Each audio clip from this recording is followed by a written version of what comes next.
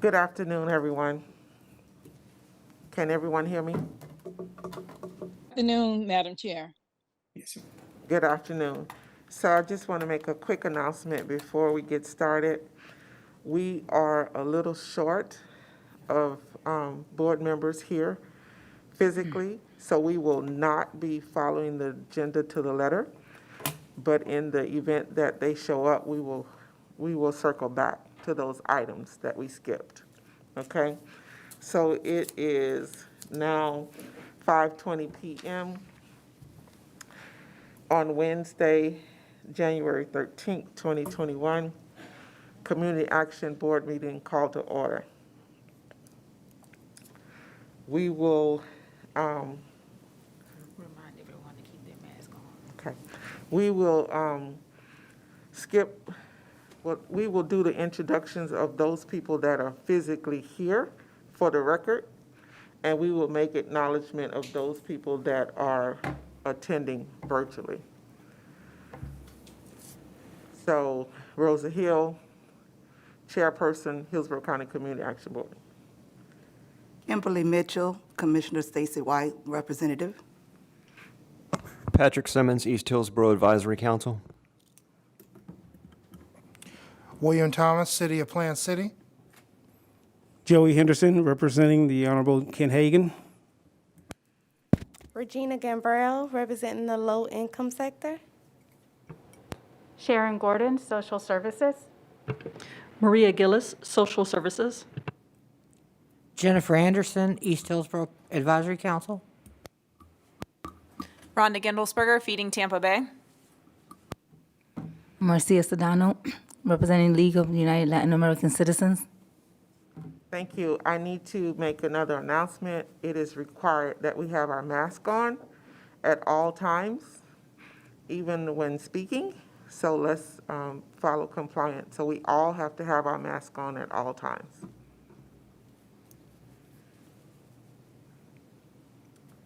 Mr. Henderson, Mr. Vice Chair, Mr. Henderson, would you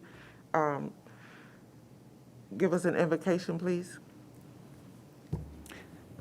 Yes, I'm just going to ask, Madam Chair and fellow board members, just to ask for a moment of silence in reflection of what has happened at our national capital and a healing over this country.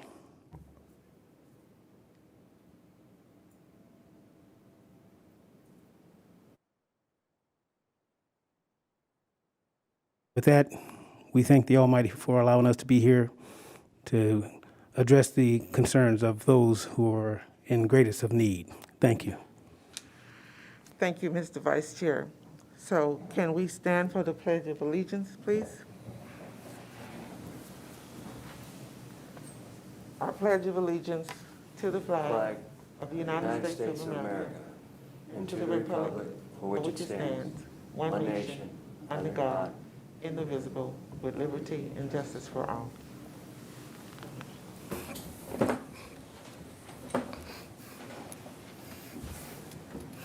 Ms. Sedano, do you have access to the mission statement? Yes, Madam Chair.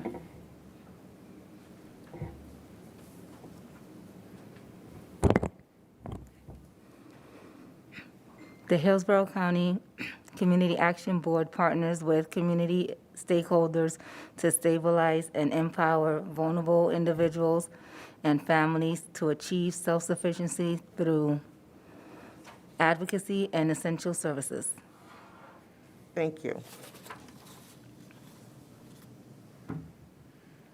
Now we have the approval of the January 2021 agenda, approval of the October 20 meeting summary. Madam Chair, at this point, we can, as parliamentarian, I can write down that we're tabling the approval of the agenda and move forward, as well as the summary of the minutes until we meet a quorum. Thank you, Mr. Parliamentarian.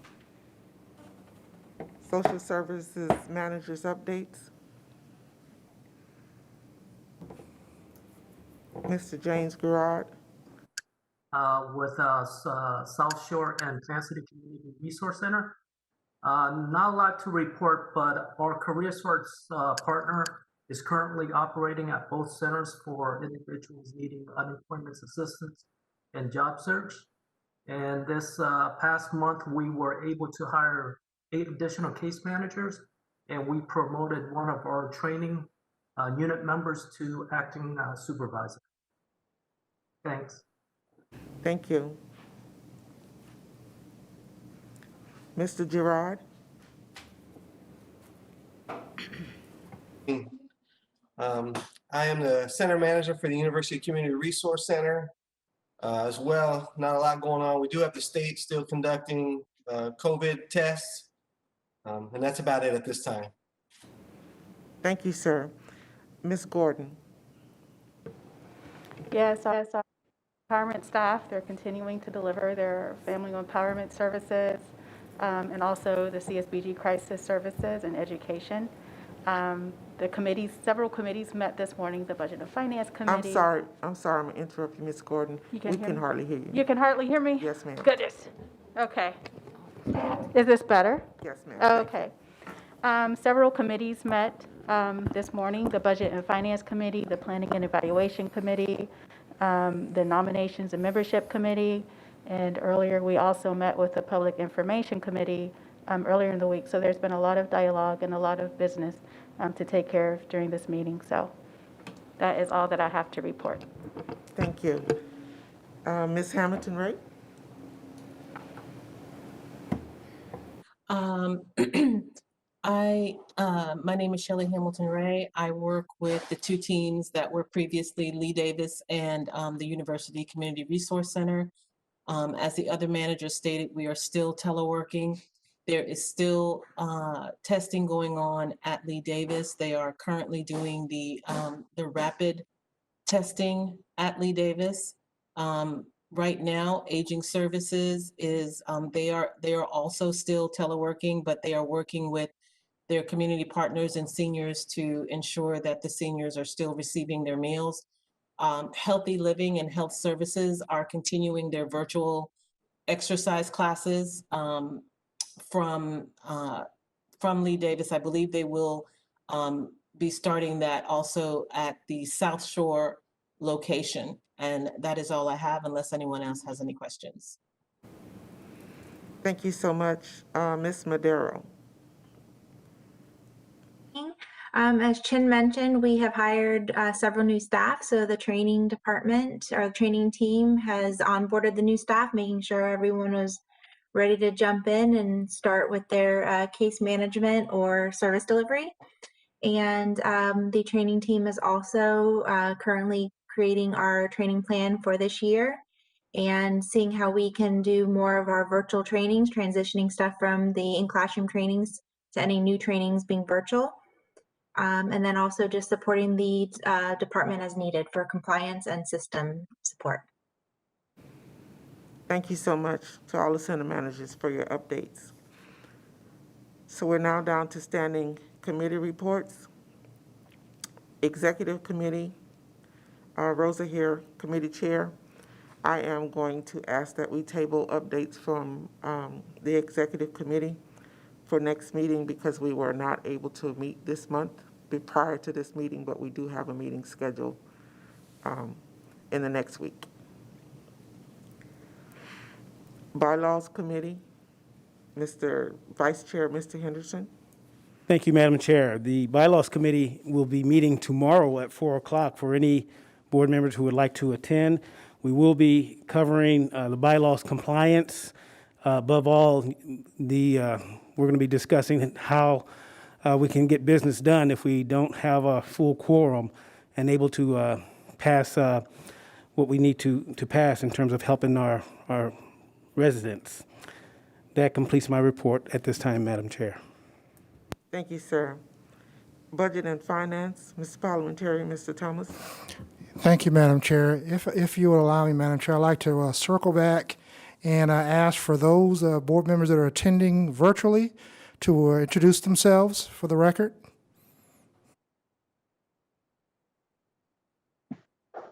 Noreen Copeland Miller, representing the West Central Region Advisory Council. Hi, this is Marina Hogue with Hillsborough County Public Schools. This is Christine Long with Metropolitan Ministries. Good evening. This is Santos Morales with Enterprising Latinas in Waimama.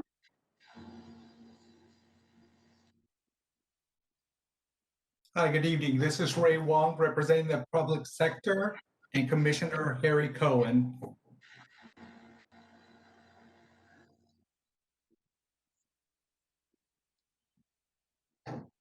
This is Andrea White.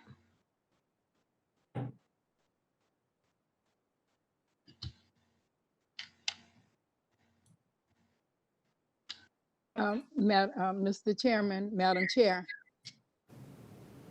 we have not seated Mr. Wan yet, representing the commissioner, as he's just been reappointed. So he is part of the public sector at this time until membership and nominating chair. Is Ms. Copeland-Miller, is that the same for Ms. White? Ms. White is a public visitor, just a visitor at this time, but yes, that will be the same until it's brought before the board for approval. Thank you. Thank you, Madam Chair, for allowing me to go off agenda for that. Just a note for the record, those who are attending virtually. In summary, I know we're pending a quorum, but I would like to ask and encourage that all board members, the Finance Committee did meet early this morning. We'd ask that all members please review your budget sheets dating from October. They were received as of October through January. Once a quorum has been met, I'll be asking Madam Chair to, she would allow for us to move expeditiously on doing several actions. I'll be seeking several motions. One, to approve those budgetary reviews dating from September through the month of September, October, and November that have been received by all the board members, as well as a decision regarding a program funding to be allocated that we discussed earlier this morning in coordination with the Planning Committee, which is the EPIC funding.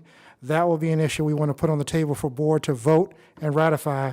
So again, we ask that the board members please do their due diligence in reviewing those budget sheets.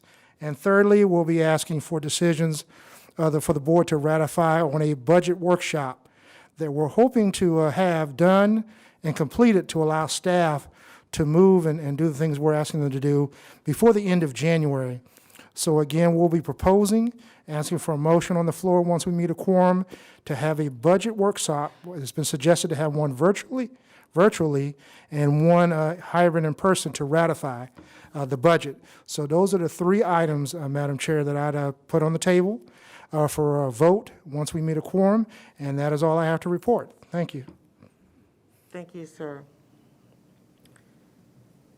Plan Evaluation Committee, and I do understand we don't have a quorum. So Yes, Madam Chair, and I do have the two items that I have to report on are going to require votes. So okay. We'll have to circle back to me if we can, please. Thank you. Public Information Committee, Ms. Adorno. Good evening, Madam Chair. I too have items that I'll have to circle back because we don't have a quorum with their action items that need to be approved tonight. Okay, Nomination and Membership Committee, Ms. Noreen Copeland-Miller. Madam Chair, I'm going to ask that we circle back as well and that my report be at the end of the meeting. So it's going to require some action. Hopefully we'll have a quorum. Thank you. And I do understand that we do not have a quorum, but I wanted that put on record from each chairperson individually, that we do not have a quorum in order for them to give their report and get their action items approved or voted on or discussed. Okay. Social Services Strategic Plan 2020. Madam Chair, the strategic plan for 2020 and the community action plan, which is G and H, need to be received when we have a quorum in order to be in compliance with our organizational standards. So that is also an item we will need to table until we have a quorum. Thank you so much. The community. Also the community needs assessment report as well as the single audit are under the same heading as well as needing to be received for the same purposes. Thank you. The FY 2021 budget workshop, I think Mr. Thomas just mentioned that one. Yes, Madam Chair, if you'll allow me just a moment to circle back again to help us expedite when we do have a quorum.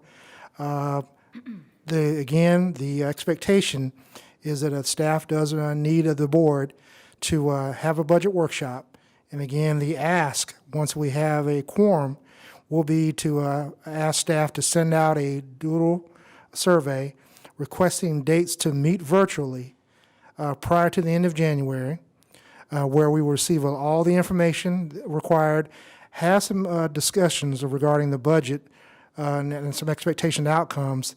And again, the expectation is that we digest that, and coming out of that, the follow-up meeting that we would hold in person to ratify and vote would just require us just to do just that, to ratify. So my ask would be, an expectation is that once we have a quorum to vote and enact on getting a meeting set up for the budget workshop, that the expectation of the virtual meeting will be to come up with some ideas, expectations, clarify what we're expecting on the budget, and then again, be able to expedite that quickly at the in-person meeting to ratify it. Thank you, Madam Chair. Thank you, sir. Hillsborough County Single Audit Report.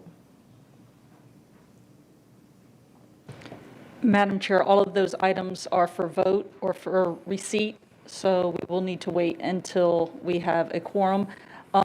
If I may, maybe Ms. Gordon can speak to the budget workshop and what the expectations are going to be, and also our strategic planning session that we had and the follow-up on that. Maybe this is a good time. Thank you. Sure. Yes, most certainly. So the budget workshop will need to be held the end of this month or early February, prior to the next Community Action Board meeting. We are nearing the time for the end of this grant funding year, and so we need to complete the work plan and get it submitted and approved to DEO. So as soon as we get a vote from the board, we can move forward to send out the doodle poll for everyone to select a date to meet. I also wanted to add that our organizational standards were submitted January 4th. That was the deadline. So we are now waiting for feedback from DEO on where we are with that.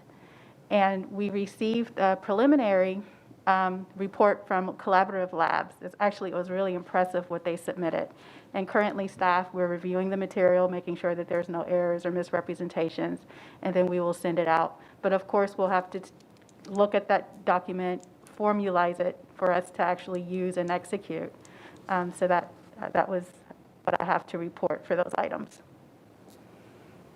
Thank you, Ms. Gillis and Ms. Gordon. The CAP membership biography highlights Mr. Gabriel Brown with Head Start Policy Council and Ms. Christine Long with Metropolitan Ministries. Did staff have anything they want to add?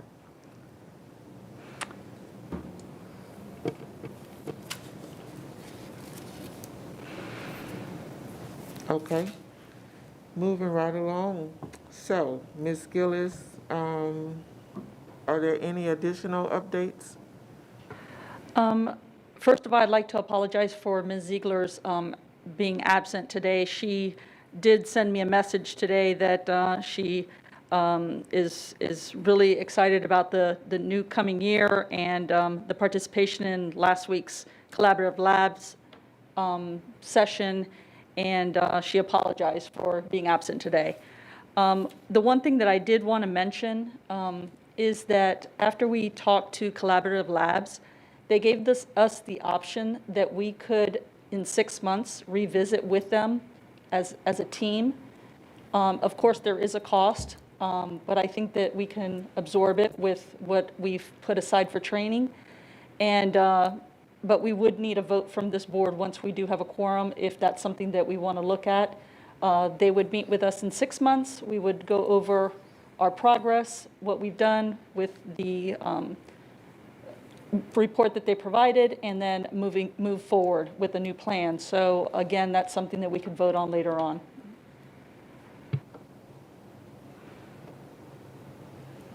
Thank you, Ms. Gillis. I wanted to bring up the CAP conference, the Management and Leadership Training Conference. Has staff received any interest in attending that conference? The last that we spoke, and maybe this would be a good time to bring this up, is from our discussion, Ms. Hill, you're interested in the executive committee members attending that conference. And then if there's some of the committee members cannot attend, then opening it up to the entire board. So however you want to proceed with that. Okay, so you're, I'm sorry, I still can't. Maybe I'm a little too far away. I can't really hear you. So you're asking me, do we want to keep it strictly to the executive committee, or do we want to open it up to the full board? That is correct, yes. Okay, so if we are not getting the interest from the executive committee, we have dollars on the table to spend, I would recommend that we open it up to the full board, or if staff is in disagreement with that, you can let me know. Madam Chair, if I may, I think it's an excellent idea. Ms. Ziegler actually opened it up for staff, for all of our managers, because there's several items that they will be discussing that would be good for our managers to hear. So I agree that opening it up to the board would be a great idea. So just to recap that, there is a training coming up February 3rd through 5th. It is a management and leadership training for community action. So it is being opened up to anyone, any board member that wants to attend. So if you could please get with staff as soon as possible so they can get the registration process completed to attend that conference. And Madam Chair, just for the record, so everyone will know that this is a virtual conference. Yes, it is virtual. Thank you. Thank you. Community Action Board members, I will send everyone an email right now. And if you could, this virtual conference is February 3rd through the 5th. So I'll send an email to everyone right now. And if you're interested, if you could please let me know by the end of this week, so then that way I can get everyone registered in a timely fashion. Would be greatly appreciated. Thank you, everybody. Thank you, Mr. Guido. Madam Chair? Yes, sir. Yes, and then just to remind our members, board members, that if they do attend, we are expecting for them to give some type of report and their experience. Okay. So does anyone have any questions around that conference, or any concerns or comments? Okay, so moving right along, I do realize that in the beginning, I said that we would not follow the agenda, but I did want to go through each item so we as a whole can see how many items are on the table that require a quorum for us to complete. So that was my purpose for deviating from what I said. After I looked down, I realized that, wow, the majority of this agenda requires some type of vote. And it's required that a certain amount of people be in the room. I do understand COVID. I do understand, the restrictions. But in order to remain in compliance, we have to try our best to make some exceptions and try to be in the room together, at least to get the business taken care of. I would understand if a person could come just to get the voting done and then have to leave and all of that stuff. I would understand that. I am back at work. I've been back at work for quite a while, so I'm coming from work to these meetings. So I am asking that if we could please try to adjust our schedules to make sure that someone is here, that enough people is here to complete these agenda items. As long as these agenda items are on the table, the public is not being served. So thank you for everyone that's in the room. Thank you that everyone that's virtual. Time is of essence. I said to someone today, it's taken me half of my life to realize that time is the most valuable asset we have, and it's the one thing we spend the most time wasting. So with that, I am going to call for the good of the order. If we have any comments from anyone, you can speak now, please. Yes, Madam Chair, I have a question. Do you know if the executive committee will meet before January 29th? The reason why I asked is because of the items that I have has to deal with the scholarship applications that need to go out. And if we don't have a vote or recommendation that was sent off or approved, we would have to go with last year's scholarship terms. Yes, I don't have my schedule in front of me, but I want to say that meeting is either on the 21st or the 28th. But yes. Yes, Ms. Ho, I believe you requested that it'll be its regular scheduled meeting of the CAB exec on January 21st.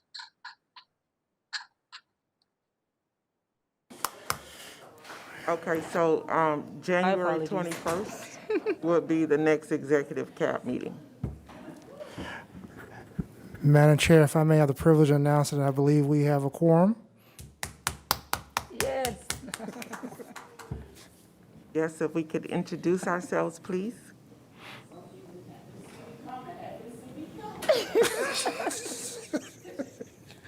Yvette Lewis here, present. Glad to see y'all clap for me. We'll see about that on the end. All right.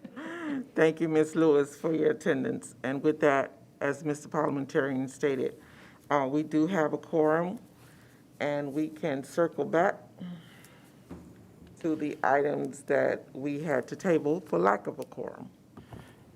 Madam Chair, if you will allow me, we could go refer to item D with approval of the January 2021 agenda for the record. Now that we have a quorum, as well as approval of the October 2020 meeting summary.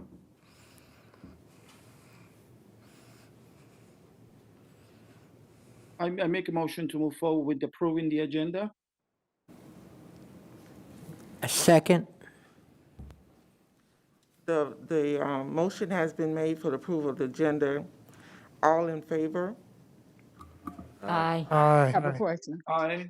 Aye. Madam Chair, discussion. Yes, ma'am. Who made the motion?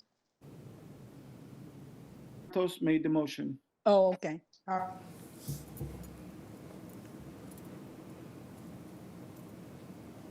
Okay, so any more questions or not? So we will repeat, all in favor? Aye. Aye. Aye. All opposed? The motion has been approved. So now we can move down to Budget and Finance. Mr. Thomas. Yes, Madam Chair, thank you. I'll try to move through this quickly in light of the time that we have here. Thank you, Ms. Lewis, for coming in today. We appreciate that. We're so happy to see you, so we can get a quorum. The items that I have presented regarding the Finance Committee for a vote today, during the months of October, November, December, the committees met. There were several decisions that were were proposed to move funding from different buckets to the crisis funding category in light of the challenges that the staff had brought to our attention back in November, I believe, and that was a coordinated meeting with the Planning Committee and the Finance Committee. If you review or have reviewed your direct services budget report summaries from October through this month, I'm asking that a vote be put on the floor to ratify the funding that has been moved into the crisis bucket, and would that refer to Ms. Kelly if she could issue a quick summary of what funding was moved and what action was taken, so the board can then propose a motion to ratify that decision. Is Kelly here? There had been some discussion. I believe that Ms. Gordon was keeping track of all the programmatic changes that wanted to be made. So I don't have that right at my fingertips. If she does not have it, I can go back through my notes and see what you were going to vote on. Yes, I have that information. Thank you. Okay, thank you.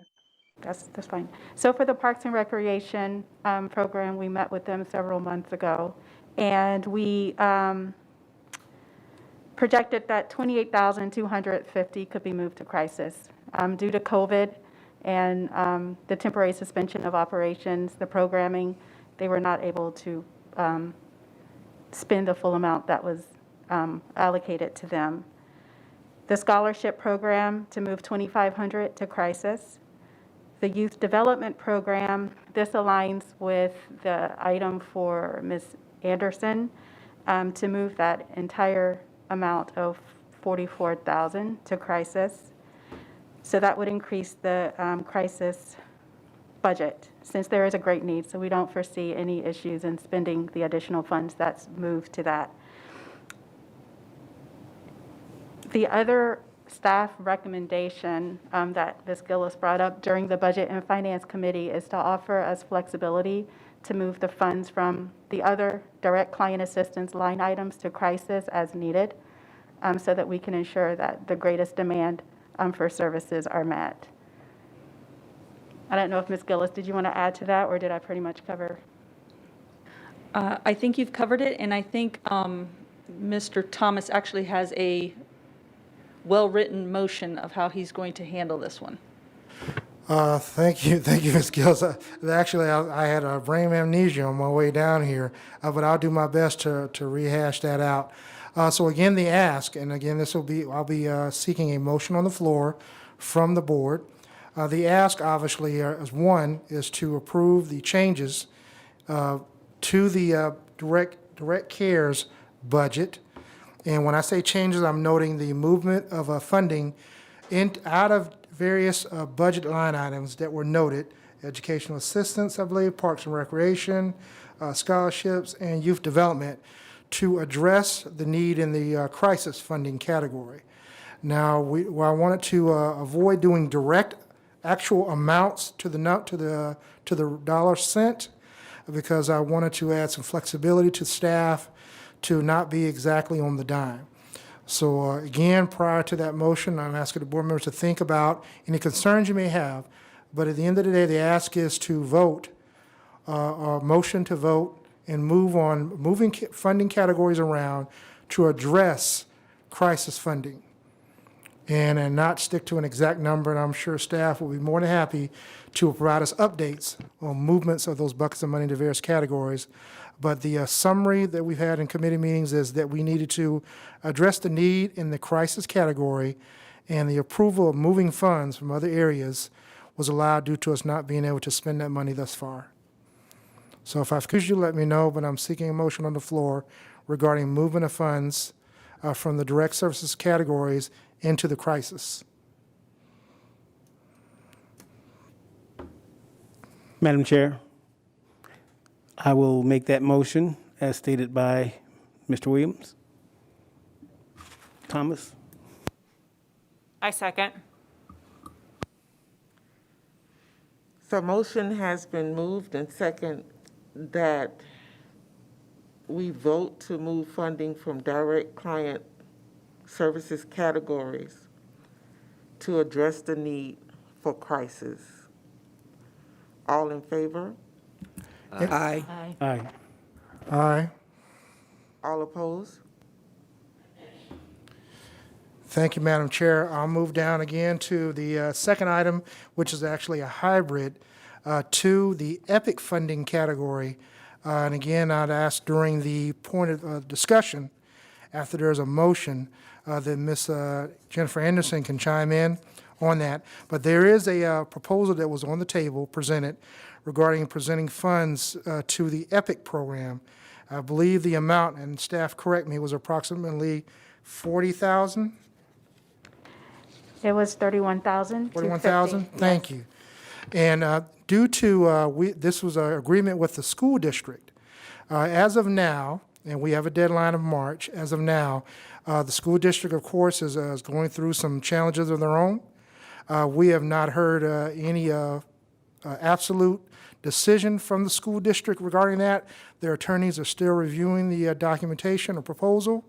At this point, it's been recommended between the Finance Committee and the Planning Committee to move those funds and to take that EPIC proposal off the table and move those funds into the crisis funding category. So again, I'm asking for a motion for regarding the EPIC proposal to be moved and that funding or suspended, that funding moved to the crisis category. And once that motion's been made and seconded, then I'll ask for an opportunity for Ms. Jennifer Anderson to provide discussion regarding any clarification that's needed.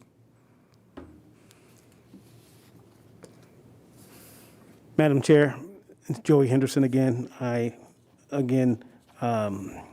motion according to what Mr. William Thomas has stated.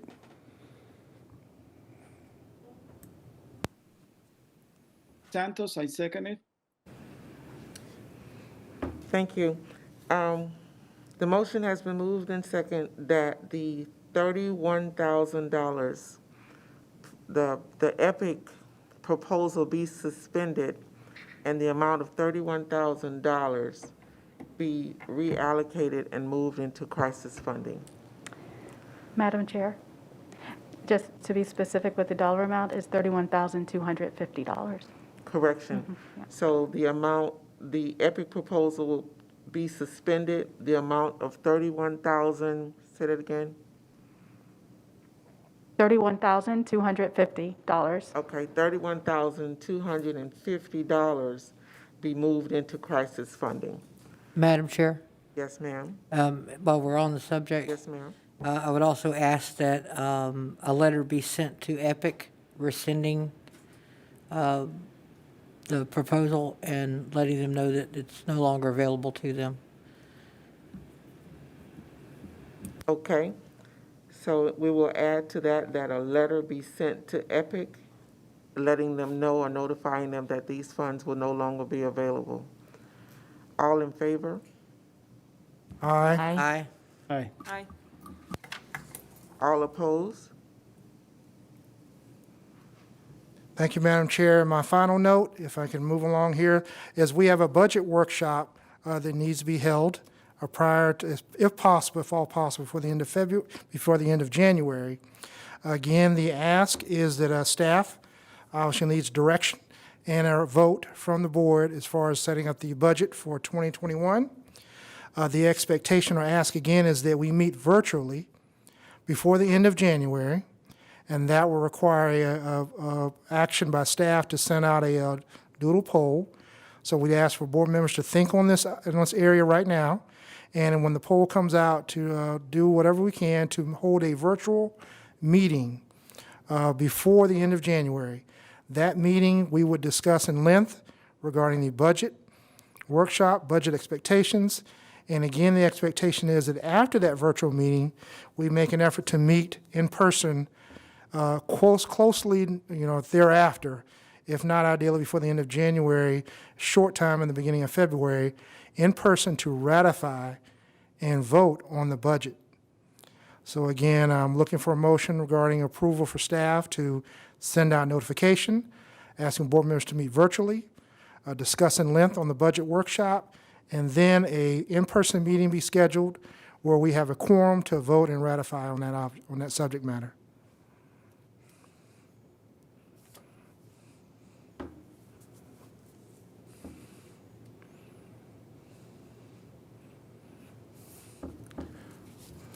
Okay, can we have a request on the table? Can we get a motion? I motion to approve.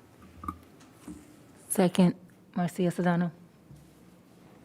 Okay, it's been motioned that a budget workshop be held virtually prior to the end of the month of January to discuss budget expectations followed by a face-to-face meeting to ratify the subjects and topics discussed during that meeting.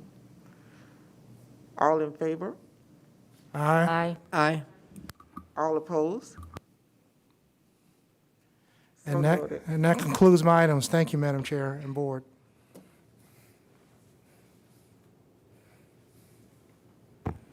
Plan and evaluation? Well, Ms. Mr. Thomas took care of one of mine, so that's great. Thank you. Makes my work easy. I have one other one, and that is that,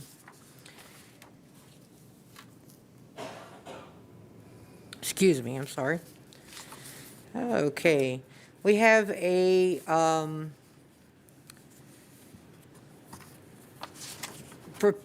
proposal here, well, not really a proposal, I guess, but it is, from Spectrum, for Spectrum to provide Wi-Fi service to low-income households.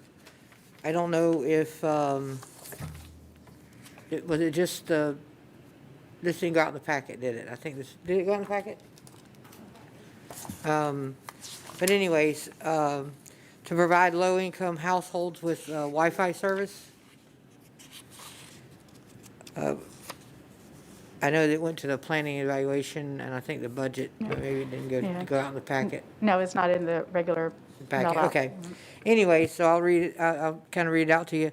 It gives them internet for, it's $49.99, and then there's a couple other charges, $7 and $15 added to it. You know how your Spectrum bill looks, so they add the extra charges. One is the internet, which is $49.99, and the Wi-Fi $6.99, and the static IP, whatever's $14.99 per household. And of course, I'm sure there'll be taxes and what have you on it. There's a $99 installation fee that will only be charged if the house has not already been previously set up for cable. Okay, because when I first heard it, and they're like a $99 installation charge, I'm like, they don't charge that to everybody else. Sharon will tell you, I'm like, oh, heck no. But anyways, we got that verified that that's only if the home has never been wired, like it's a new build or that type of thing, and they have to wire it. Then we would have to pay that.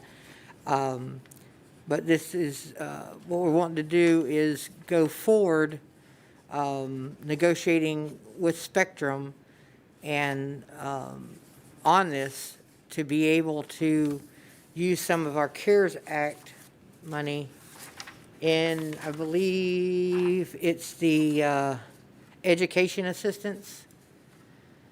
That is correct. Yeah, the education assistance and the CARES Act funding to help pay for this. The minimum number of households we have to guarantee Spectrum is 25 houses. I don't think that's going to be a problem. So I don't know that we've come up with a definite number to propose yet, did we? According to the contract, which is according to the contract, was it a draft, we're to enroll a minimum of 25 households. Right. And it's $49.99 per household per month. And then an add-on of $6.99 for Wi-Fi. Right. And for households that need installation, $99. And that's all. No, I'm saying that we haven't decided how many households as of yet No. that we're going to serve. Yeah, we have not. That's Right. correct. But we didn't want to go forward with this until we got a vote from the board that they were on board with doing this. And that is providing. Please excuse me. My absence has not been for nothing. For now. Well, I'm sorry, repeat that, sir? I said, if it's the board's wish, I can forward this information to everyone right now. Please.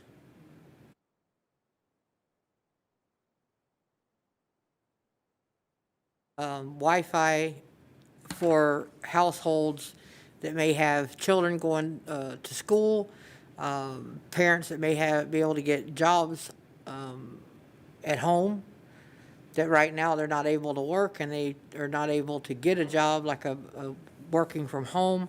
because there's no Wi-Fi in the house and they can't afford it. And so this would help homes, and I apologize, tremendously. And I just think it's a great idea when it was brought to me. And I just wanted to, before we moved forward anymore, get a vote, Madam Chair, on moving forward with the Spectrum project. So, can we open it up for discussion, please? Madam Chair, this is Santos. Excuse me, this is Santos. I am having a little bit of difficulty understanding what the proposal actually is and what this board needs to vote on. Are you asking what the proposal actually is or what I'm asking? Madam, again, I'm having difficulty understanding what the proposal is, and perhaps you may, if possible, clarify what it is that you're asking. What I'm asking is for the board. I wrote notes. I know I did. To, you know. Thank you. I have COVID, Brian. Committee Chair, can I? Help me, Mr. Thomas, Yeah, please. because earlier this morning, and again, I'll direct and then clean it up as I explain it. Obviously, we have funding available. We want to address or try to make an impact in the internet access area. So the discussion this morning was that we have the opportunity to serve a number of clients. Of course, we want to serve more, but through Spectrum. Spectrum, is the only deal in town right now that we were able to look at that could provide a reasonable service. The document that Mr. Gorda is sending out gives a breakdown. But again, the ask is that if I can rephrase this correctly with staff, we want to have approval or motion to have 50 slots to secure 50 slots with Spectrum to provide internet service. And the reason why the verbiage was slots is in the event you have a family that acquires a service for 6 months and then they no longer need it, and we still can use that slot for an additional 6 months. So the ask again is to provide through the vendor Spectrum a service of impacting, I believe, 50 accounts? No, we don't have a Have a certain number? account We don't as have a of number? yet. Oh, okay, well, please correct Ms. Anderson. If there's a number, staff can jump in as well. But my understanding, again, the summary is that we want to provide a service providing internet access to a number of clients in the Hillsborough County. And again, staff can clean that up for me. Thank you, Mr. Thompson. Madam Chair, may I ask a question? Yeah, Ms. Long, I believe, yes. Yes, thank you. Is this service available across the county to a resident? I mean, I don't know what Spectrum's reach is in Hillsborough County. Spectrum is available at their address. It would be available throughout the county, which Spectrum is available throughout most of the county. I know out where we're at, in most of the areas, Spectrum is available, and we're about as rural as you can get. So I'd like to apologize to the board. I'm recovering from COVID, and I call it COVID brain. I get sometimes, so I apologize. Okay, Ms. Anderson, thank you for your question, Ms. Long. Did you have any other questions? Ms. Lewis. No? That definitely helps. I will make a comment that I do think that this is critically important. I'm wondering about the pricing. I don't really know if that's how that reasonable, certainly across the board. And of course, our residents are going to have to, after we are done supporting that effort, they're going to have to be able to afford it personally to move forward long term. So the affordability, I'll take a closer look at it and kind of determine affordability across the board as well. Residents pay. That is the average Wi-Fi price for Spectrum for the average resident. Okay, we have another question, Ms. Lewis? Madam Chair, my question is, and point of clarification, what is the length of time that Spectrum, that we will be paying this bill? And actually, I got two questions. What's the length of time? I don't have the answer to that. yeah. Let's refer to Mrs. Gordon. Okay, so it's 25 households that the contract binds us to enroll in Spectrum services within a year time frame. However, it goes through as money is available to September 30th, 2022. So at some point, unless the board takes a different direction, the customers will have the service. They will be expected to pick up those charges after the money is no longer. Okay, so my concern is that the family, how do they become self-sufficient?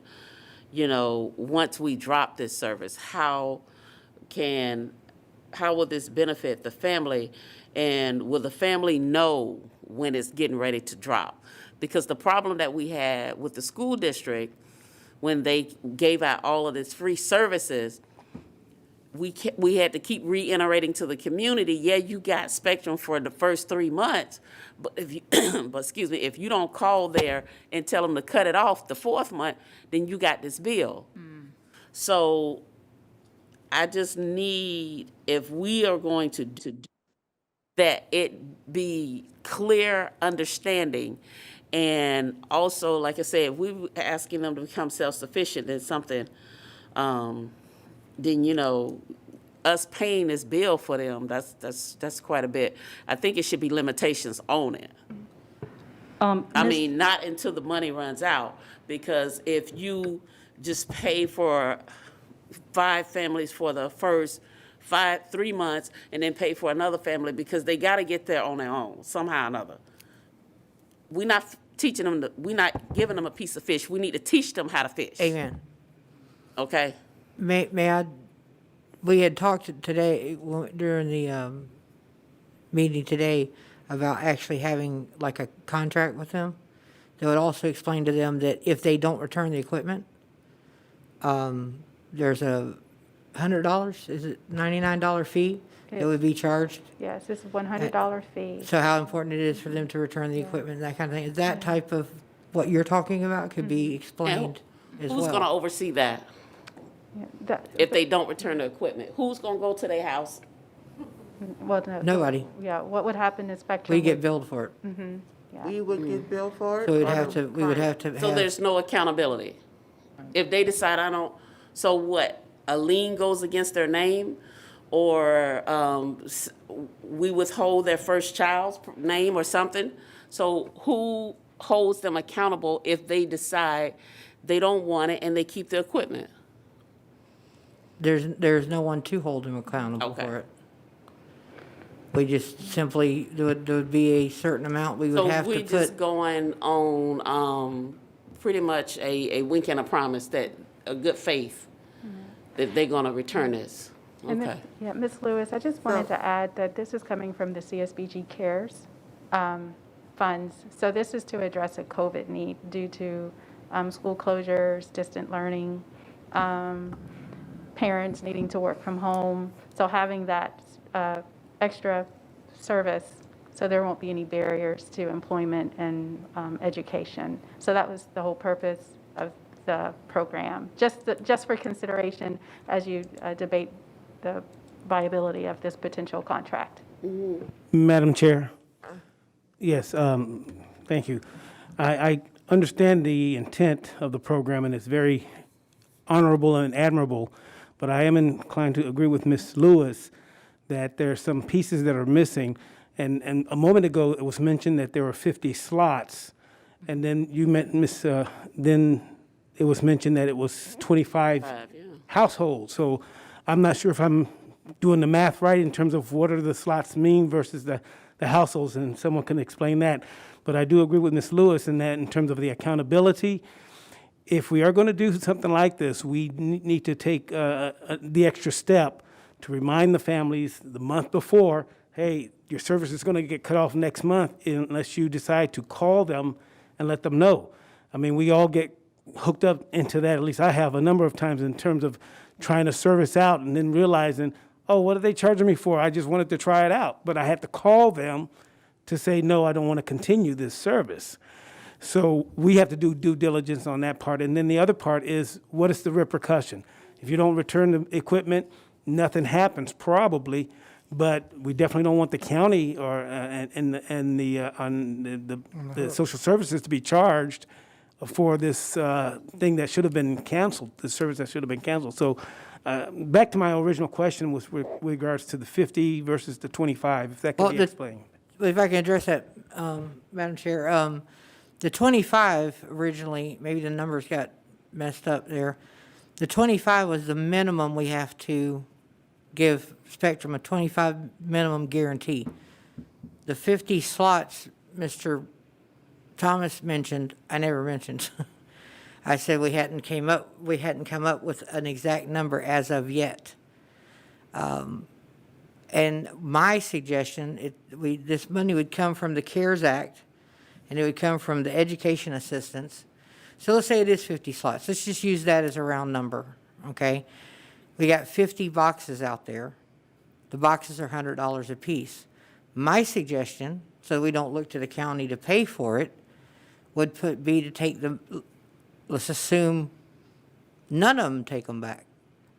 So what my suggestion would be to put the 50 times the amount that would be per month for the contract period.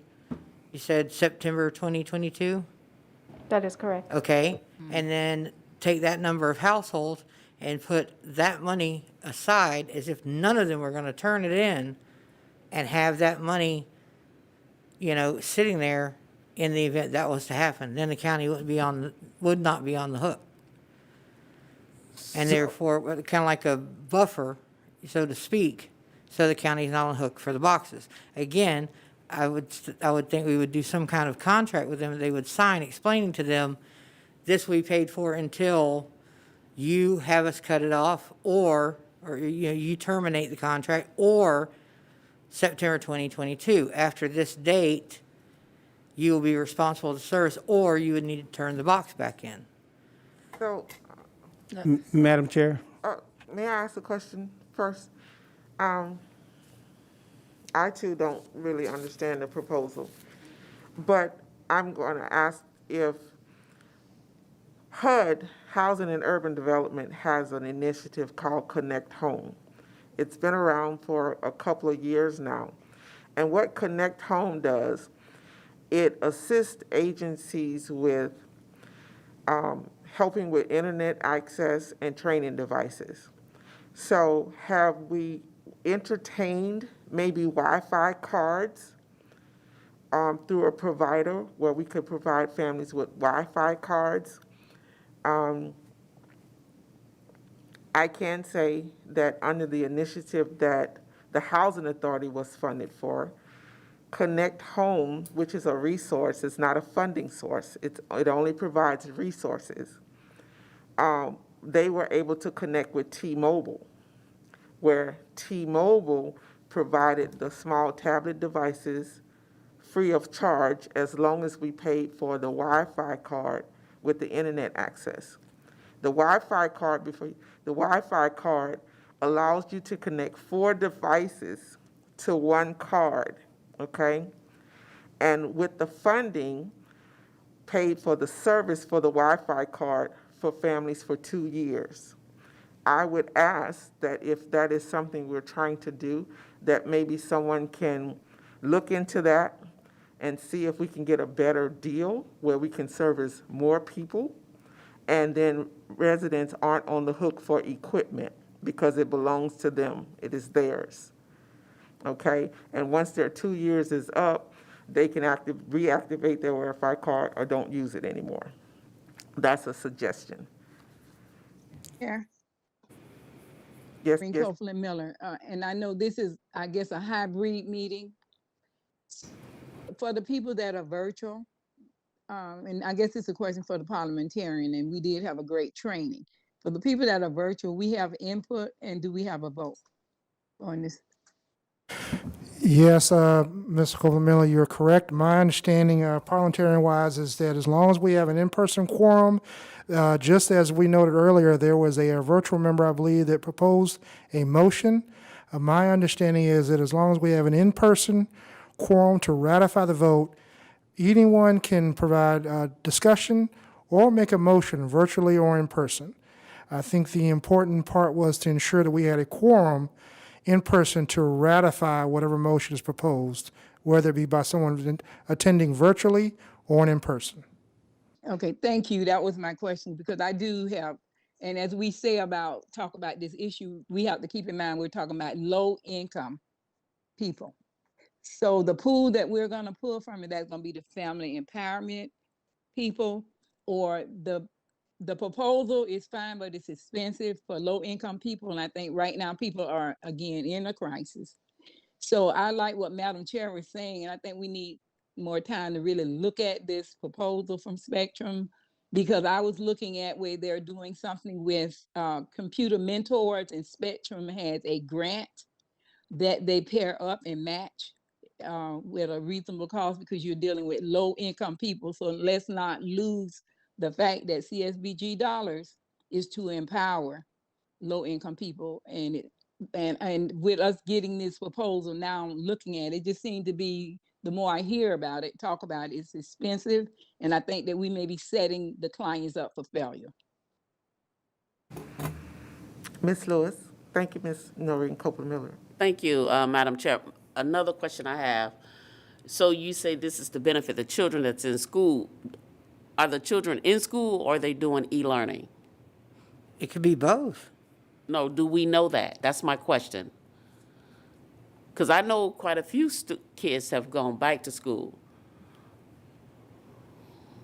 And the school district was also helping with that. I think my thing is, we need to know, because why would we pay for this to help the student and to help the family when the student is in school? So that's something that needs to be addressed as well. And like I say, I agree with Miss Noreen. We're here to empower, to make them self-sufficient. You keep giving them these services and keep giving them these services. When is it going to end? And I understand we're helping low income. That's great. But once again, we need to be teaching them how to fish. Well, I would think a household that has Wi-Fi where people are sitting at home without jobs, and they can get a home-based job, making them self-sufficient, teaching them how to fish. And if the children can use it for education purposes, parents can use it for education purposes or work purposes, or children can use it for school, whether they're brick and mortar or whether they're e-learning, and it's making people self-sufficient, then I'm certainly thinking that's teaching people how to fish. All the way around, if the whole household's used it, in my opinion. Because in my community, I got a lot of people sitting at home, standing in line every Saturday morning to get about 25,000 pounds of food a month. So yeah, we got people in crisis out in my neighborhood that really need jobs, and there's a lot of jobs right now, as I'm sure you know, that they require them to be at home with Wi-Fi and a printer and a desk and working from home, because a lot of jobs aren't in buildings and on the street right now. That is true, but I do know a lot of jobs and a lot of companies provide that services for them at home. So if they're Some don't. requiring you to, if your job is requiring you to work from home, then they will provide that service. Not all do. Not all do. Not all do. Madam Chair? Point where evidently there are some other options that can be considered, and maybe there should be this assigned to a particular committee, I don't know which one, or a subcommittee, or where we can bring all of these things to the table to discuss them a little bit more, to really look at all the benefits and the responsibilities and the accountabilities, and of course the cost and the timeline, and try to really get a handle on this, because it makes sense. I mean, I think it is worth providing this type of service in terms of bridging the the internet gap that is many of our low income are experiencing, and whether they use it for their children, schools, or homework, or for employment. I think there's a benefit to all of that. But I do believe we need to take a little closer look at what will really be the best program for this board to support. And I wouldn't have a problem looking into Wi-Fi cards. I've never heard of them, so I So wouldn't are have a you problem looking making, into it. But May I speak, Madam Chair? This is Noreen Copeland Miller. yes, ma'am, Would like for the board to get a copy of, to look at that proposal that Ms. Anderson is talking about. And I think we should table this at this time and come back next month with more information and have the opportunity to really look at what it is that we're talking about. Because a lot of us are in the dark. I am, for one. I was in the meeting this morning and I did hear it, but I'm not real clear on what is being asked, because as Ms. Lewis did state, a lot of jobs provide you with the technology that you need if they hire you to work from home. So I think that it would be beneficial for us to look at this proposal, but table it tonight and then come back next month with a better information on it. Oh, Ms. Noreen Copeland Miller, are you making a motion? It was presented to, for a motion. Are you making a motion for it to be tabled? I make a motion that we table this item and come back next month for approval or review of it. Chair. Point of order, Madam Chair. Yes, sir. I believe we're going to need a little bit more than just come back to it. We need to really understand, what does that mean? What are we talking about? Okay. So are you going to make a motion and define the motion for? Well, evidently we have an motion on the table there. So how do we do this? Mr. Parliamentarian? We can have a motion, it can be seconded, we can amend it, part of the discussion. That way the board is clear on the expectations. So a motion is on the floor, it can be second, and then discussion to amend.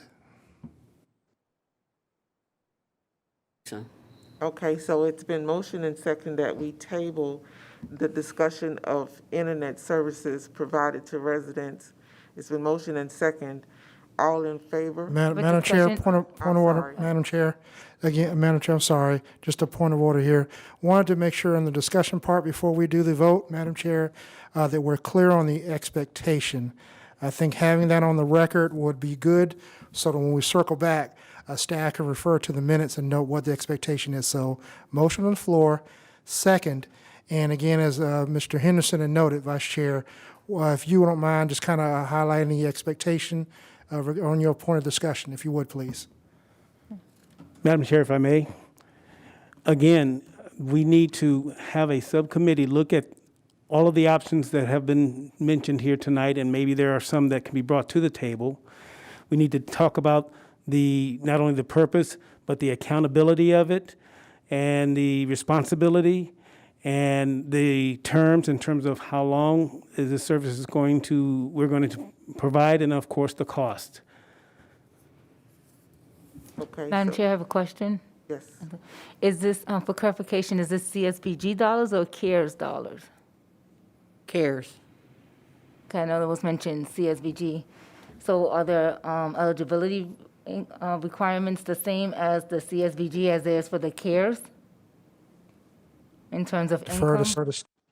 I was thinking that they were talking about moving the money from CSBG over to CARES. So originally the dollars are CSBG dollars. Is that correct, Ms. Anderson?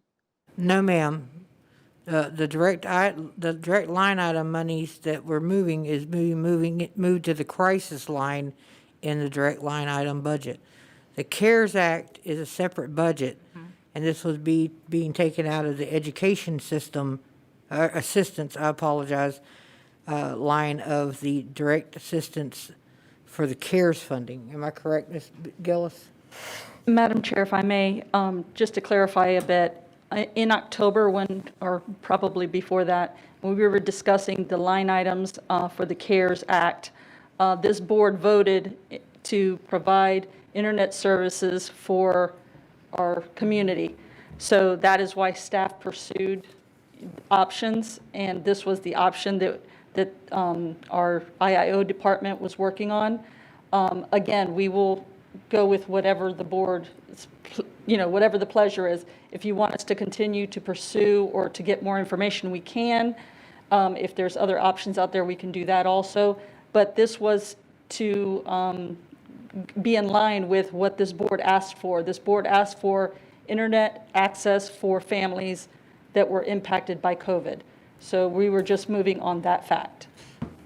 Madam Chair, if I may, just wanted to clarify, I think the request was, is it coming out of direct client services or CARES funding, the two different?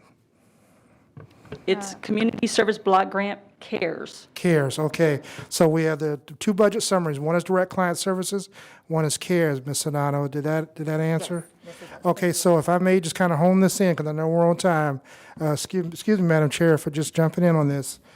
So we have a motion, second. Mr. Henderson, Vice Chair, pointed out the expectations as echoed by some of the members of the board. Again, any of those that are attending virtually, if you have any additional input, please speak up during the point of discussion. We did get some clarification that is coming out of the CARES funding component. So the motion's on the floor, seconded, discussion regarding accountability.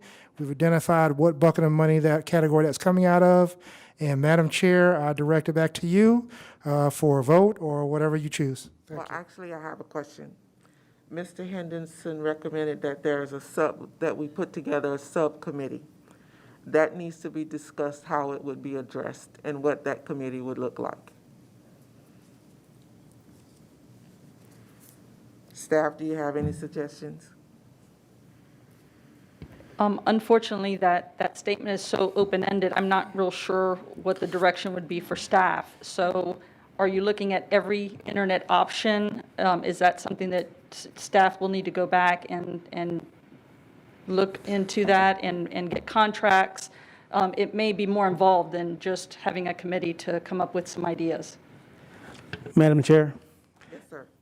Again, it's not so much that the committee will come up with the ideas, but we will look at what is being presented, including the program that Ms.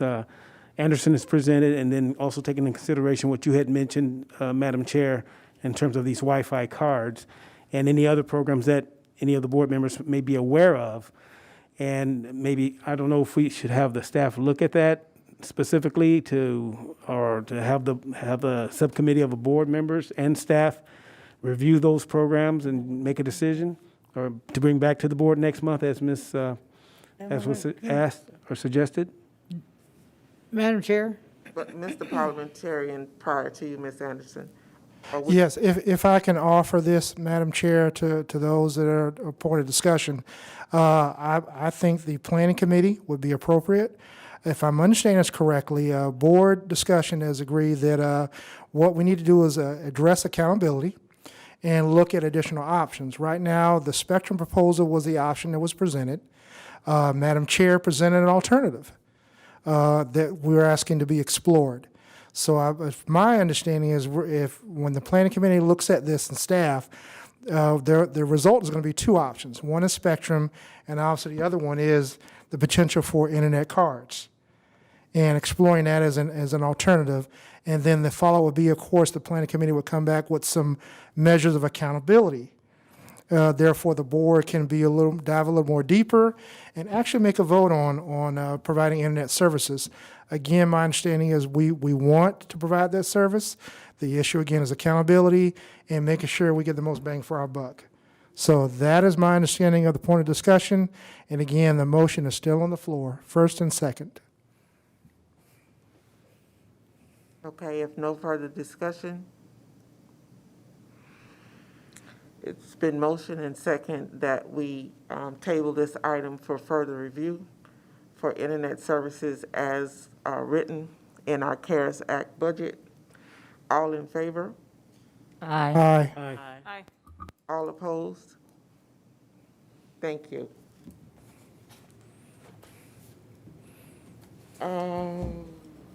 Public information, Ms. Sedano. Thank you. Just to recap that in the November CAB meeting, we suggested the board to propose $237,500 to budget for 60 scholarships for this year, which is 35 scholarships at $5,000, totaling $175,000, and 25 scholarships of $2,500 for 2-year institution or technical schools, totaling $62,500. That's what we have proposed at our November meetings that we will recommend for the budget workshop.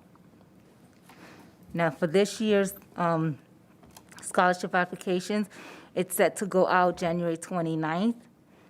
And one of the things that we have to vote on, if the board wishes, last year, we wanted to change the GPA from 2.5 to 2.0. And after lengthy discussions over several months with the Public Information Committee meeting, we're bringing it up to the board. If that's still the will of the board to bring the GPA down to 2.5 to 2.0, then we need a vote on that today. And this is due to barriers, and we could have more people submit applications.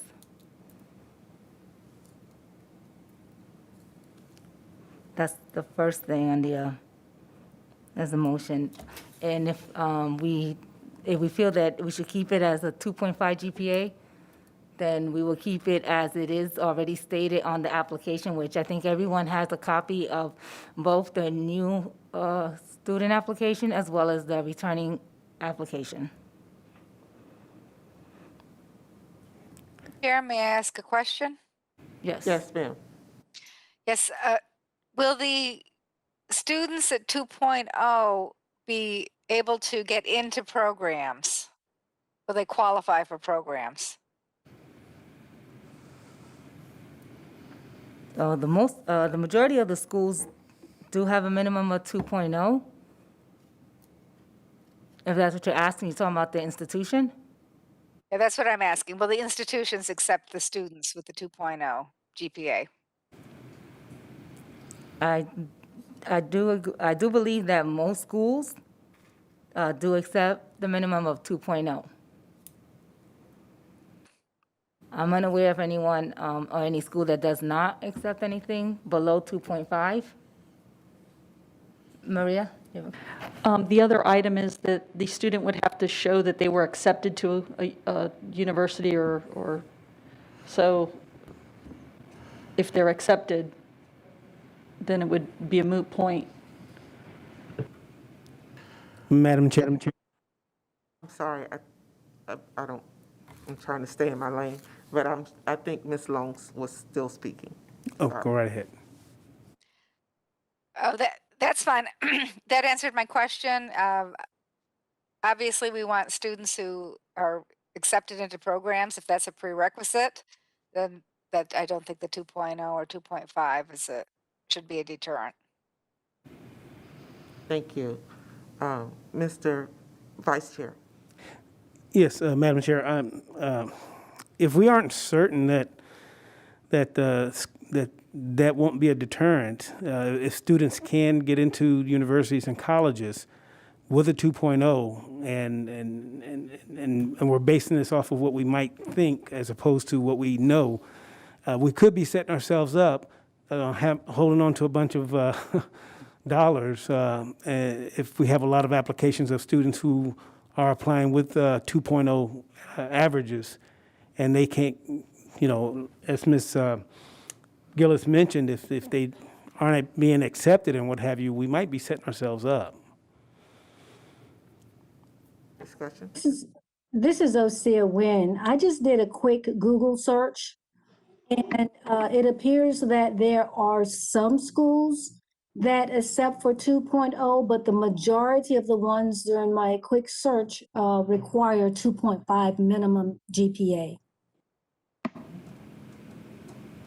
Dr. Hoag, I can confirm that community colleges will accept a 2.0. Community college, it's not a problem. So Hillsborough Community College, any of the community colleges will accept a 2.0. I'm sorry, Miss. Are you going to acquiesce to Ms. Lewis? Okay, go ahead, Ms. Lewis. Okay. I think if you do the 2.5, then I think you should set aside a certain amount for the 2.0 students, because like I say, if you're going to a community college or a technical college, they will accept you there at a technical college with that. So, but like you said, everything is based on, like Ms. Gillis say, if they have to show that they have been accepted anyway. So it's a mute discussion. Mrs. Thomas? I echo Ms. Lewis' sentiments as well. I'm glad she went first. Thank you. And mine was about the same thing, so we got a trifecta here, so we're all thinking the same thing. So is there any further discussion? Okay, well, if it's the will of the board, I think also for the applications, I'm not sure if you guys want to make the change, suggest that the change be made just for the technical schools and for the 2-year schools, the minimum of a 2.0, and for a 4-year institution, a 2.5, or just make it clear across the board, minimum of 2.0. I say 2.0. If they can make you into a 4-year college with 2.0, good for them. So Ms. Donato, I'm willing to make a motion. I just want to get some clarification of what your ask is, so we can move this along. Go ahead. The ask is if, right now, it states at 2.5. So the board would have to vote that we change the application from 2.5 to 2.0, if that's what the will of the board. So the ask is to move the qualification from 2.5 to 2.0. If that's what you want, or keep So moved. Need a second. Second. It's been moved and second that the GPA requirement for students applying for the scholarship be reduced down from a 2.5 to a 2.0. All in favor? Aye. Aye. All opposed? So moved. Okay, thank you. The second, Nominating and Membership Committee, Ms. Copeland oh, Miller. Madam Chair, I did have Sorry, another you motion. had another one? Yes. I apologize. No problem. The second is that the suggestion is from the recommendation from the staff that following county protocol on how to proceed with the interview process is that we eliminate the interview process and eliminate the rubric scoring. What that means that if we vote on everything today with having the GPA reduced, then our commitment for the board would just be after the board workshop that approve, and there will be no interviewing process, and there will be no scoring of the rubric. And that the staff would take care of everything else in terms of providing who gets the scholarships based on their eligibilities and the requirements of the scholarships. And this is, again, due to protocols and changes from the county. And Maria or Sharon, if you want to go into clarification as to what the new protocol will be. The recommendation is a virtual meet and greet with the students who were awarded a scholarship. And if they are comfortable with it, providing information, just providing their background information, what they've shared in their essay. However, it would be it would be optional to provide that level of information to the board, because some of the information is very personal. Do I need to clarify, or you understand? Have any questions? No, the meet and greet is something that's after. I think my question is on the protocol in the county, because we're not having the interview. If we do the recommendation, we're not going to have the interview process for the board and not having a rubric scoring. That is correct, because the concern is the board wants to have the opportunity to meet the scholarship recipients. So the virtual meet and greet was an option that we're putting on the table for the board to consider, so that you'll have an opportunity to meet those scholarship recipients. Madam Chair, Yes, sir. I like the idea of the virtual meet and greet. I think that does fill the niche. And I have every confidence in the staff to do the due diligence. But I just want to make sure we're clear that this scholarship is now going to be not only grade level based, but also needs based, strictly. That's about it. Correct? Yes. Thank you. And Ms. Anderson?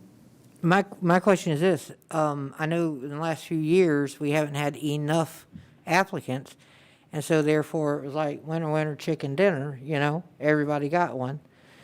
But let's say, because we got a new normal here, what happens this year if we have an over amount of applicants? What's it going to be, first come, first serve? If we do away with the rubric and we do away with the interview, and let's say this year we get 100 applicants, because it happens, then what are we going to do? It would be first come, first serve. Yeah. That's the recommendation. And all of their applications would be time-stamped in a I'm s- way. All of their applications would be time-stamped, either virtually, the date that they actually submitted a complete application, or if they submitted it online on the Hillsborough County website, or the date that it was mailed. So we would have that information, so we could determine first come, first serve for a complete application. Ms. Lewis? so will be that. Yes, I'm looking at the draft here that you have. I have a question for Mrs. Sedano. Yes. The question is, it says returning scholarship applications must be seeking a bachelor's degree. So what would happen if that person make a decision that they want to go to a two-year college, Hillsborough Community College? Do they offer bachelor's degree there? No, they do not. Okay, so then with this, seems like to me you just knocked out my two-year college degree if I wanted to get an AA and then transfer over. Exactly. Sorry. No, it's. And you also knocked out, and I see in the top part of it, it does say trade school, Yes. which it probably should say technical school, but anyway, but it says returning students, and it says applicants must. So you just knocked out the trade schools / technical schools and AA degree. With that second one, I think we need some clarification on that, because No, if it I should see say this, I'm community like, I don't know college. what to do. It should say community college. That's hold on. Okay. Because I know what. We need to change that verbiage. Yeah, okay. Committee Chair Sanana, if I can chime in as well, I've kind of seek some clarification too. If I'm understanding correctly, the language, and as I interpret it too, I read it earlier today, is that if you decide to get go after a two-year community college, and then you want to return and decide after you get your 2 degree, you know what, I felt disadvantaged, I've realized now I have potential, I got a 2-year scholarship for community college, now I want to come back and apply to the scholarship program again to pursue a bachelor's degree, right? Would the language as it's being reviewed knock me out of consideration because I initially took the 2-year? Am I understanding that right? Because that's kind of my concern too. And also, if I was a student, because some students come back through the program twice. So if I was a returning student that was in it when I was, in the 11th grade, now I'm a returning student in the 12th grade. So when I said, well, I have a 2.0, so let me go apply to Hillsborough Community College, but I can't get it. So I done been in your program for 2 years. Now I don't qualify because it says it must be a bachelor's degree. Okay. Also, too, right here, because I'm a returning student. Ms. Lewis, Okay, what we page can- are You you referencing? done knocked me out already. We can make that correction and add community college Yeah. and. And yeah. Some technical schools aren't just like a year. Yeah. There's a difference between your technical schools and trade school. And my apologies on that because I thought that was already on that, so that was probably an oversight or. Oh, it's okay. It's on there, but I guess it's not worded clearly if that's the feedback that you're providing. But we would need to make those changes Yeah, we can make ASAP those. and get it to communications. I think Maria has a question. I think the language does need to be cleaned up to Ms. Lewis's point, but I think what the intent was that we are not going to pay any scholarships beyond a bachelor's degree. I think that's the intent, because we do have students that have come through our program, have received 4 years of scholarship, and now want to go beyond that, and that's not the way that the scholarship was set up. So maybe just cleaning up the language, because Ms. Lewis is right, it does exclude, and we don't want to do that. And I think that's why that was added, because we did have a student that wanted to get a master's. Thank you. So are we clear on So, Madam Chair, can I suggest, because I'm looking at the time clock, excuse me for being, so much ADHD when I'm looking at 7 o'clock coming up.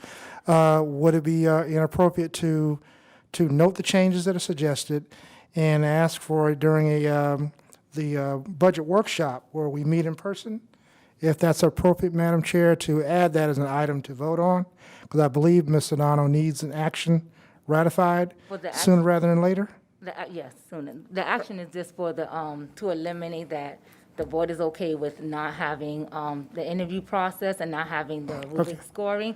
And we will be having, once the awardees get awarded, we will send out a letter saying that we're going to have a virtual meet and greet with our way, just to, to have that added recognition that they were awarded the scholarship and that they will have the opportunity, and the board will have opportunity to meet the recipients of these awards.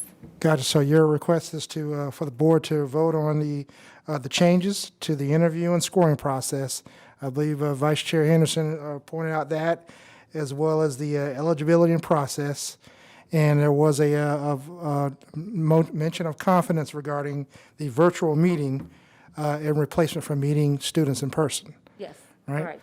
Okay, if that's a summary, I make a motion regarding approval for the noted changes to the interview process, the scoring, as well as staff pursuing the option of a virtual meet and greet.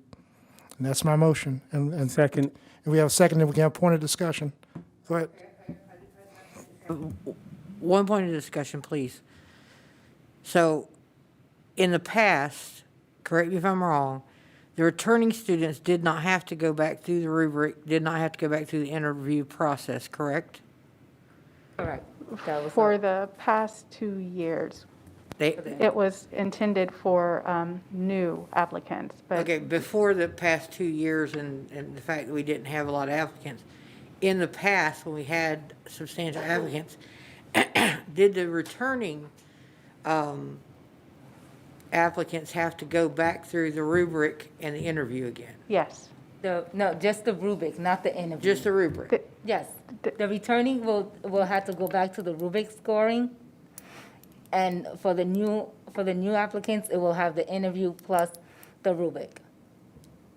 But as you said, the last few years, we haven't had to have it because we hadn't had a lot of people, applicants.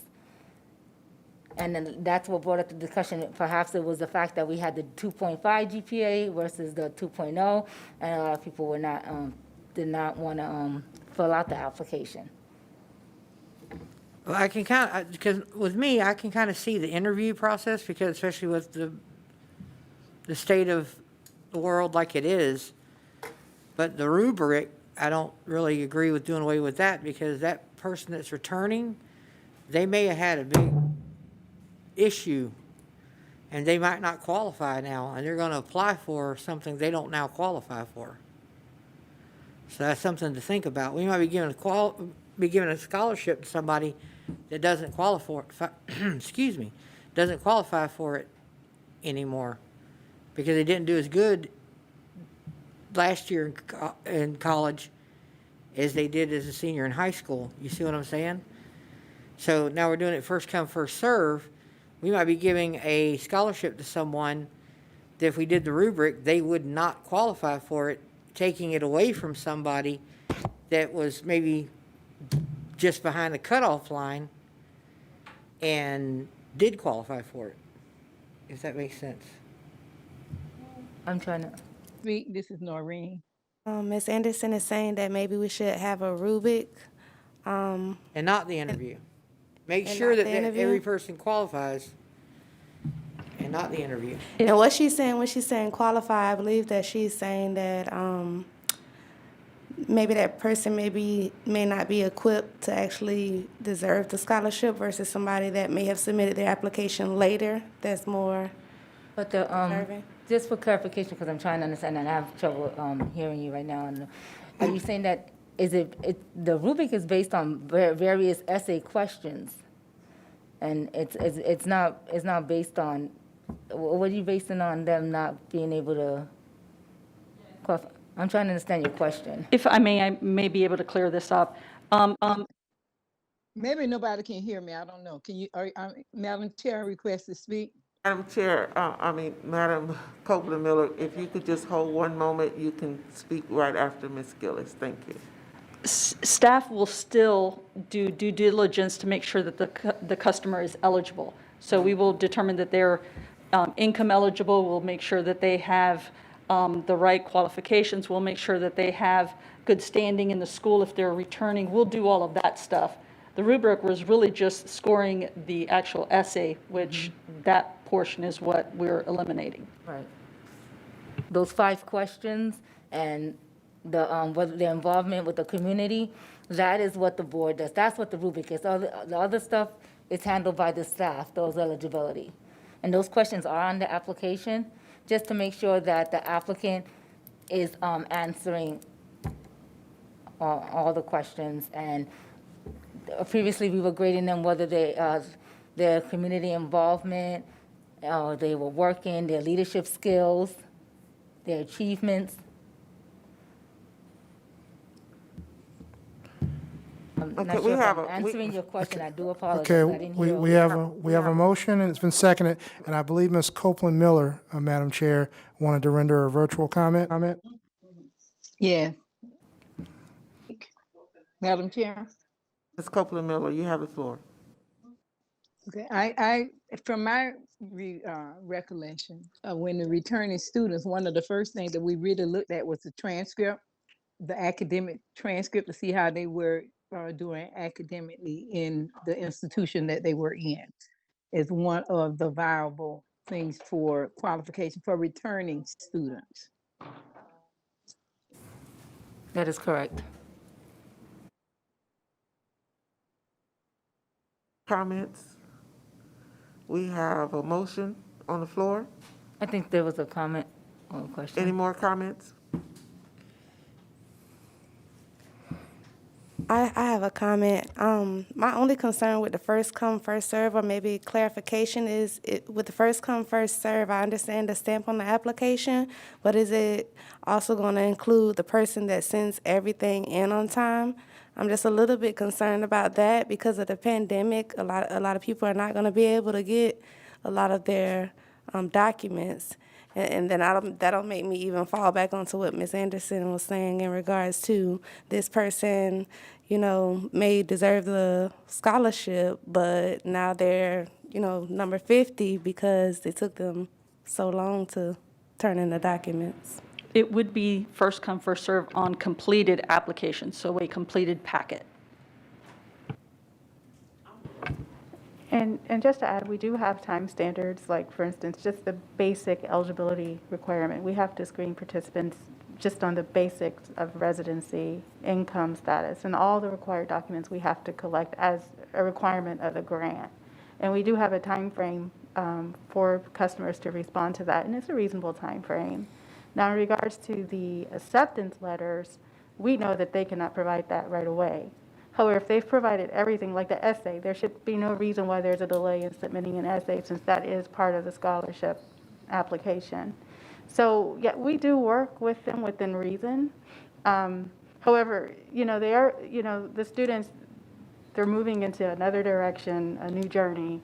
So even though we do provide some laxity a little bit to help them, because the application process is a little tedious, we do have to keep some time standards. So we're not holding on to an application for a month, still trying to get documents. So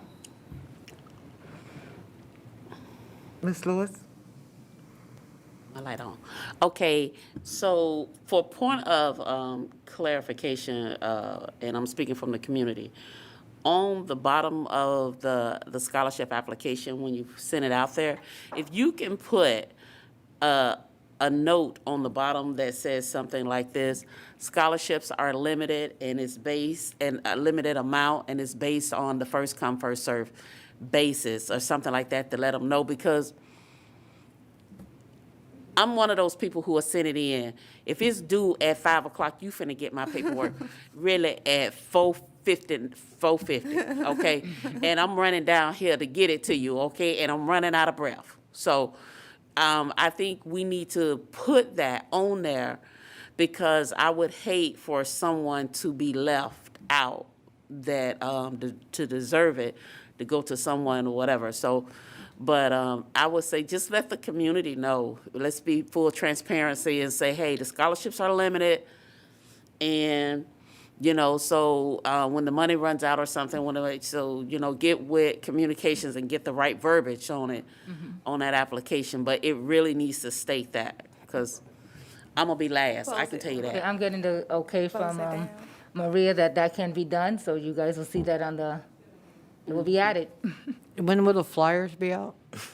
There will be no flyers unless, well, they're waiting for communications. I think right now, they're waiting on, and Sharon, you can answer that question. Oh, actually, there's a motion on the floor. I was gonna talk about that after. Yes, Madam Chair. If there isn't any more discussion from the virtual, those attending virtually, the motion has been made, second, and discussion with the points of need to be updated on the application. So I guess, Madam Chair, at your discretion, we can move forward a vote. Okay, it's been motioned and second that the interview process be eliminated, and the interviews and the rubric scoring be eliminated from the scholarship process. Staff continues with the eligibility verification. A virtual meet and greet be held for all scholarship awardees, and updates be made to the application. All in favor? Aye. All opposed? So moved. Okay, and lastly, Madam Chair, to answer Jennifer's question, we are waiting for Communications Department as to whether or not they are going to do a flyer. But right now, all the applications, as you see, the address is only going to be sent to the county building, and it's via email.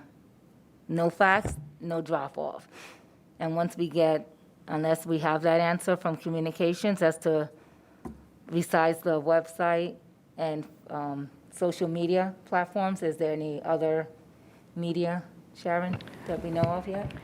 No, they will provide a communications plan for the scholarship. So they will provide a communications plan for the scholarship. We have not received that yet. However, the tentative date for this to go live is January 29th at the latest.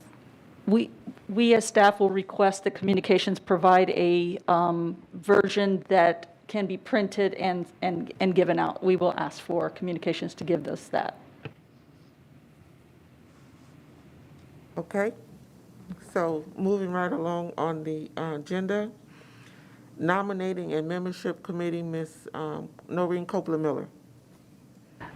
Madam Chair, if I may, before Ms. Copeland-Miller continues, to ensure that we're in compliance with the quorum before she adds additional members, because then we would be out of compliance with our quorum, could we vote on the items that the board is receiving, which are the strategic plan, the community action plan, the single audit, and the community needs assessment report? If we can receive those, vote, accept, and then we can seat those other members.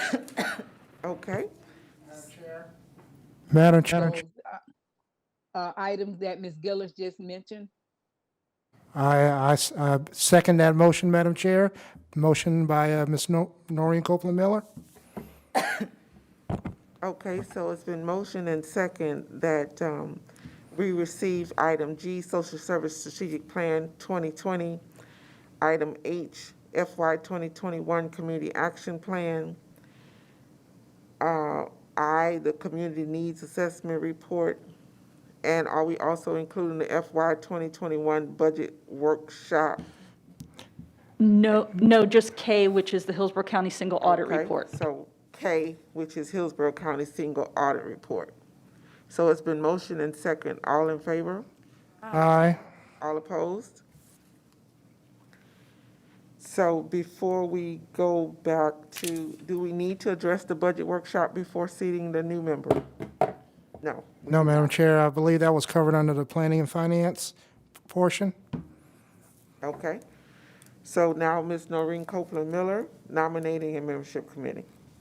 Okay, Madam Chair, my committee met today at 9 o'clock. It was an informational committee meeting with an update that Commissioner Coyne, the new commissioner, has reappointed Mr. Wong as his representative.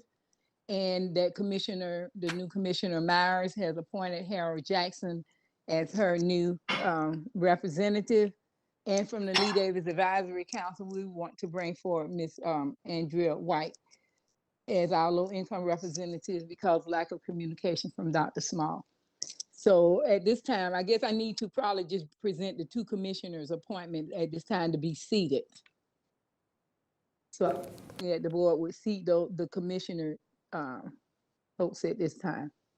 Move, Madam Chair, if allowed. Second. So it's been motion and second that we accept the two individuals, Mr. Wan, and is it Mr. Jackson? Yes. At this time, all in favor? Aye. Aye. All opposed? So moved. The last person on the list is I was bringing forth Ms. Andrea White from the West Central Region Advisory Council as our low-income representative, replacing in lieu of replacing Dr. Small, who we've not been able to get in contact with. I've sent out emails to him. I've attempted to call him, but I've had no response in the last 3 months. So I'm not sure what's going on with Dr. Small. And so I look in at people that are committed, people that show up. And I know today is a prime example how we really need committed folks that are able to come in person to the board meetings. And I believe that these individuals are Mr. Jackson as well as Ms. White, not because they're coming from the West Central Region Advisory Council or being appointed by the commission, but I know and of course, Mr. Wan, that these are folks that are committed to service and they will be able to show up in person so that we'll have a quorum to conduct business at a time in a pandemic. Madam Chair, this is William Town, City Plan City. I'd like to make a motion that we accept Andrea White and have her seated, accepted as a member of the board, and waiting on a second. Second. It's been motion and second that Ms.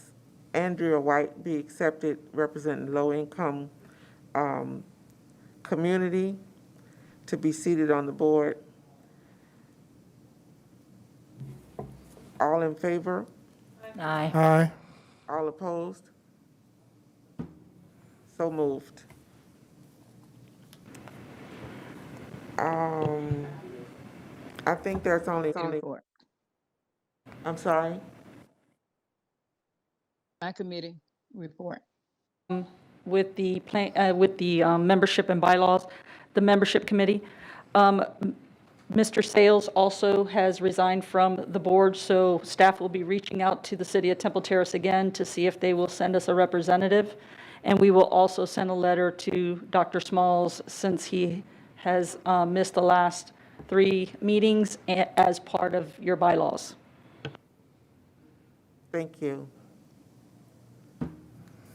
This is Ray Wong. If I could just make a comment quickly. Yes, sir, Mr. Wong.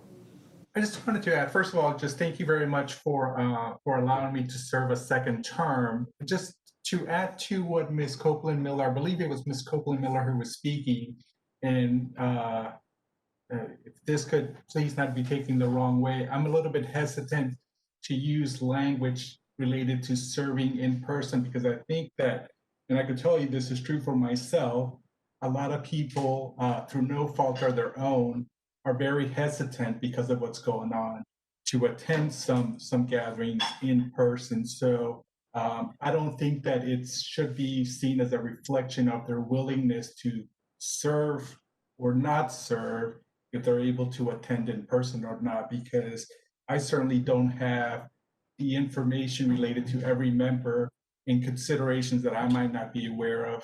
For example, health-related considerations, right? So again, I just wanted to kind of point that out because I could see, me personally, I have a thick skin and it doesn't bother me somebody saying that or not saying that, but I could see how somebody else might take that differently. Thank you, sir, for your comment. Madam Chair, if I may speak, certainly, and I don't want this to be offensive to anyone serving on the board. Mr. Warren, I want to congratulate you for being reappointed, and I know that you in the past have served in person at a different time, and this pandemic puts everybody with some limitations, and it's certainly no reflection on you or myself, because I'm not able to serve in person. But we have committed servants, and you being reappointed speaks for itself from a new commissioner. So I know when you can, you will, and that goes for all of us, because we all will not be able to be there when we want to, but when we can, we will. So it's certainly, and I want to apologize if it was offensive to anyone. It certainly was not my intention to say that. I just wanted to make sure that we know that people are engaged virtually or in person whenever possible. Thank you, Ms. Miller. Thank you, Mr. Warren and Ms. Miller. Ms. Lewis? Madam Chair, for point of clarification and for the record, so, and can you explain what the bylaws state? Because I heard that Mr. Benny Small has, they tried to reach out to him, but did he receive the letter from us? So should we wait to get a response, or should we just go ahead and seat that person? Because I don't want to get in trouble with that. I just need some clarification. So I will allow Ms. Gillis to explain that to you. Thank you. So the bylaws state that if the member misses 3 consecutive meetings, a letter is sent. So that is what I was explaining that we will do in order to be in compliance with the bylaws. Depending on the response from Dr. Smalls, then we would move forward or provide that information to the board to either remove him, or maybe there's a reason and he can be back on the board. Now, as far as the additional member, in the low-income sector of the tripartite board, the board can have as many members as they feel they want. The others are limited, so that you can only have 7 in the private, 7 in the public, but in the low-income sector, you can have as many as you need, or as you feel that you need. So seating Ms. White, I believe, would not put us out of compliance. That is the will of the board. We can move forward, but we will move as staff. We will go by the bylaws and send Dr. Smalls the letter, as we do to anyone who has missed three meetings, and he can respond. As staff, we have tried to reach out to him, and we have not been successful, but we will send him a letter. Ms. Lewis? What's the timeline on waiting on a response? Because I don't want to wait 5 months. Give me a timeline. If he don't respond, the staff sends a letter, and he hasn't responded to that letter within 2 weeks. Can we just, I ain't gonna say it, but what's the timeline? Staff's recommendation would be that at your next meeting, if he has not responded, then you can take action at that point. Okay. I know that we are past our time, but it's one last item that was brought up by staff that required a quorum to vote on, and that's the collaborative labs 6 months review of our strategic plan. It is based on staff allowed it in the budget. We do have the funds if there's an additional cost to pay for that.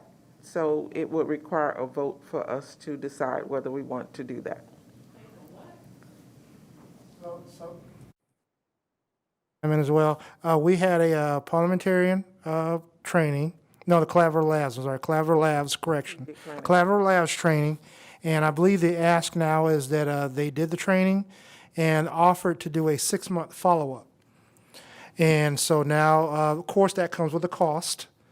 So that's the reason why that issue is being brought up. You know, obviously, services provided as a follow-up come associated with the cost. I believe Madam Chair noted that we have room in the budget, you feel, to do that. Sure. So you're reaching out to the board for discussion and a motion on doing a follow-up with Collaborative Labs 6 months from now.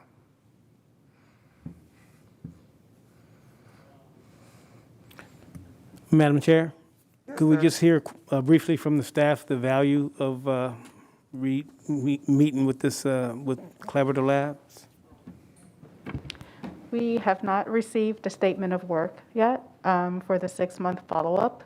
However, I understand that we would have that in the budget, and that would most likely be in the next grant funding year budget, if I'm correct, Ms. Gillis, because that is 6 months from now. So I don't think that would be an issue. It definitely wouldn't be the cost of the actual strategic planning workshop. So, yeah. Thank you. Madam Chair, if I may, I think it's worth us revisiting what we're supposed to be doing. And when I saw the illustration from last year, I all of a sudden all the conversation came back in terms of what we're set out to do. But if we have it in the budget, it would behoove us to be able to revisit what we set out to do in terms of our strategic plan for 2021. So is that a motion?